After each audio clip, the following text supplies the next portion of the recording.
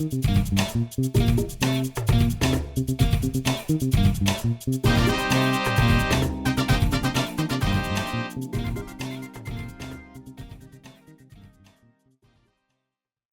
don't know how to start, but you did a fantastic job talking about something that is dear to my heart, Nigeria, and it has to do with animals.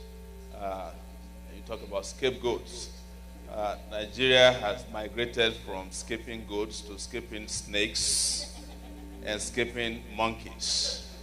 You probably heard last week that monkeys stole 70 million naira from a senator, and snakes stole about 35 million naira from a wardrobe in the office of a woman who was saving it from jam. You know, when I think about Nigeria, I want to just resign like every other person, make some little money here and send home some, build myself a house in Nigeria, and just one day retire there. Because Nigeria is such a place that would kill you. Because people kill for Nigeria, nobody wants to save for Nigeria. Nigeria is a place where there is religion but no righteousness. Nigeria is a place where there are churches but there's no Christianity. Nigeria is a place where there are mosques, but there is no God. That is the sad situation of our country, Nigeria. But some 30 years ago, Pastor Chris, 1989, I was admitted to the University of Lagos. And I could have just graduated like every other person with whatever classes available, find a job, and let the world be. But something called upon me in 1992, 93. That the country was going in a dark direction. And we stood up and fought the military. In those days, when we were fighting the military, Pastor Chris will tell you, they used to bribe student leaders with 505 car. And when one guy approached me and said, if you can stop fighting Babangida used to be known as Donatus. He will bribe the living hell of anybody. We'll give you a 505 GT. It's the 505 that had air conditioning. And I come from a very poor family. But I had the courage to ask the man that, how long can a 505 car last? He was looking at me. He said, well, maybe 3 years we'll change it for you. I said to him, that Babangida will not be around for another 3 years, I promise you. So I won't take your car, and you can tell your Babangida that he'll be out of here in a few months. And that was what exactly happened. When I went home last year and we're driving to my village in Ondo State, I asked my brother, is there still a 505 car anymore around here? No, they don't exist anymore. The only one we saw had broken down carrying a wedu, and banana somewhere in the bush. It has become a bush car. That is why you cannot afford to sell your soul for any lucre, any materialistic things. The houses that used to be the biggest in Lagos when we were growing up no longer fit to be described as boys' quarters today, built by very young, millionaires. But the sad part is that we don't have a country.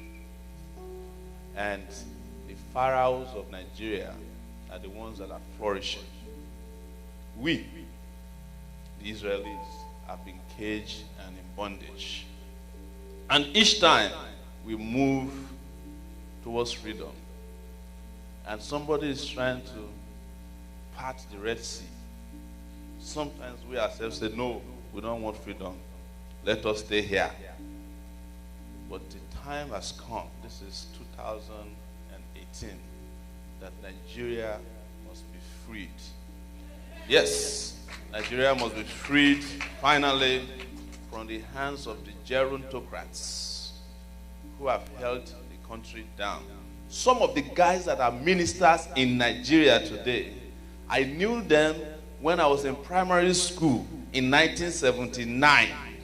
Audu Ogbe, who is Minister of Agriculture, was a minister in 1979. And these guys will sit down there and stand there and tell you that the future is for you. Of course, they know that Nigeria's future has also been held in bondage. It is deferred future. It's a future that they tinker with, they toy with, and they have destroyed and decimated. There are over 50 million young Nigerians who have never had a job before. Nigeria is the only country where young people will prefer to go to a war-torn country, Libya, to go and live instead of living in their country. Some of them were rescued to come back a few months ago. We have heard that they have returned back because Nigeria is living hell for them. Not only Libya, Nigerians are the only, and some of the few African countries, our compatriots, who would prefer to die at the bottom of the Mediterranean Sea than to stay in their own country. And people say to us that Nigeria is cursed. I don't believe that. Nigeria works for the people who are cursed. That is what is happening. The Nigerian nation is not cursed. It's the people that are handling Nigeria that are cursed. And like you said here today, that the people that killed Jesus Christ, you know the reason why Jesus Christ was, he never committed any crime. Jesus Christ was killed because he claimed to be, according to them, the Son of God. And they say, how dare you tell us that you are the Son of God? That was his only crime.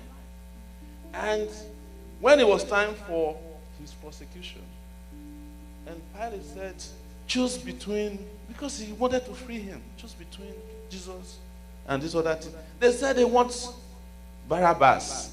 Give us, let's take him. He's going to the club with us tonight. You know, that man that claimed that he's the Son of Man, we are going to deal with him. Because why? They were expecting Jesus Christ to be born by the daughter of an aristocrat. And they want to put Jesus Christ in a limousine and decide who sees Jesus and who doesn't see him. Who sees salvation and who doesn't see salvation. That was why Jesus Christ was killed. But something is about to happen to the people who are put Nigeria in bondage. Like those people who said, when Jesus was getting killed, that the blood of Jesus should be on their head and those of their families. The curse, the destruction, and the bondage in which they have put Nigeria is about to be on their head and those generations behind them who have benefited from the looting and the destruction of Nigeria that has happened. I am sure that there are so many of you here today who would love to live in Nigeria. If Nigeria was remotely like Ghana, I don't even want to compare it to the US. You would love to be there because I live here 6 months every year. I'm depressed out of weather. I don't like cold. I wish that I can be in a place that is where there's no hurricanes, you know, where you don't have to deal with all kinds of natural disasters, a place where there's no Donald Trump, you know. That's the kind of place I would have loved to be. I know some of you are Trump supporters here. But honestly, you know, it's just to let you know how beautiful we could have a country. But some people have refused to let it be. And we are saying to them in 2019 is the time that all of them will be put into shame and retirement. Yes. And finally, that's crazy. I promise that we can defeat them. And you know, their cockiness and arrogance is the reason why they'll be defeated. I have been telling them, governors, senators, House of Rep people, politicians, if I were you, you should know that hurricane is coming. This hurricane Sowore. And if you know a prison near your place, you better be donating to the prison because you might end up there. Those of you who have been stealing the country blind. Those of you who have made it impossible to construct Lagos-Ibadan Road in 19 years just to finish it.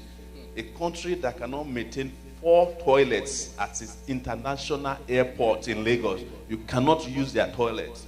Everybody that is involved, we have to spend some time in jail. That's where they belong. So I want to thank you. All we need, simple. Let the people at home have the faith that we can make this happen.